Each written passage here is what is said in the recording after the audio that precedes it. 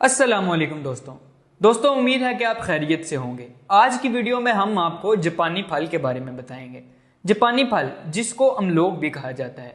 जापानी फल का आगाज चाइना में हुआ था और आज ये पूरी दुनिया में पाया जाता है।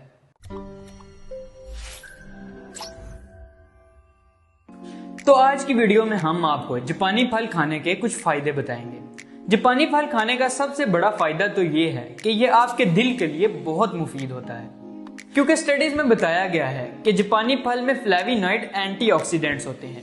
अब ये फ्लेविनॉइड्स काम क्या करते हैं? ये फ्लेविनॉइड्स आपके ब्लड प्रेशर को भी कम करते हैं और आपके कोलेस्ट्रॉल को भी कम करते हैं, जिसकी वजह से आपके दिल की सेहत भी बेहतर होती है।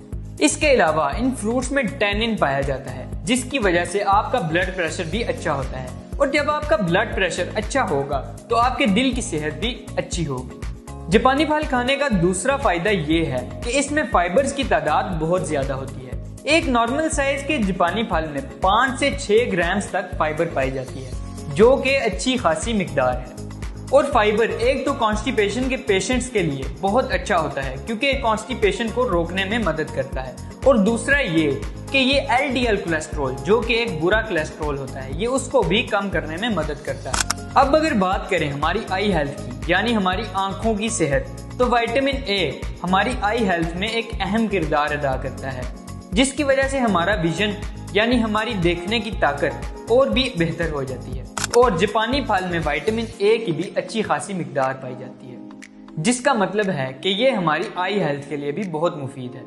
इसके अलावा जापानी फल में विटामिन सी पाया जाता है, जो कि शुगर, ब्लड प्रेशर, कैंसर और ओबेसिटी जैसी बड़ी बीमारियों से लड़ने में मदद करता है, क्योंकि इन सब बड़ी बीमारियों की जो खास वजह है वो है इन्फ्लेमेशन, और विटामिन सी एंटी इन्फ्लेमेटरी है, यानी वो इन सब बीमारियों से लड़ने में आपकी मदद करता है।